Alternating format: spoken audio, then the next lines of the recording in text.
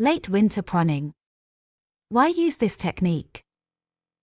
Climate change has induced an early phenological development in the vine, increasing the risk of damage from late frosts, which can compromise up to 100% of production in the most severe cases. The technique of delayed winter pruning in vineyards can mitigate the impact of climate change. A solution to the problem. In recent years, we have also devoted ourselves to developing a completely non-invasive cultivation technique, which is simply that of delayed winter pruning.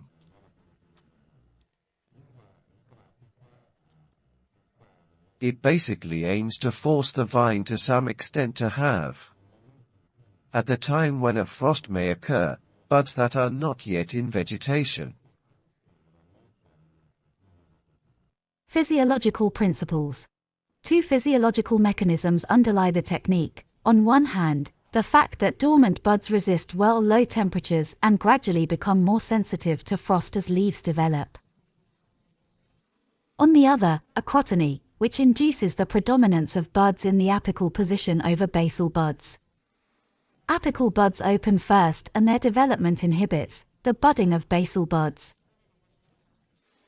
In the case of late frosts, the most developed buds can be damaged, but the mechanism of acrotony preserves the buds in the basal position. The timing of application. The technique is applicable to all vineyards, and the timing is the same as in standard winter pruning interventions. The difference lies in the times of intervention.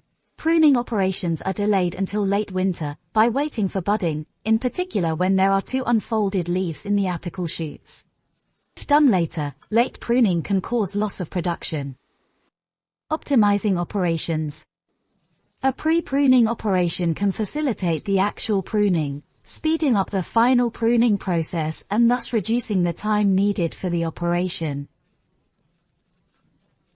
In this vineyard in winter we did a long pruning, leaving shoots with 7 to 8 buds on the cordon, which we will then go on to shorten to a few buds in early spring, when only the apical buds have developed.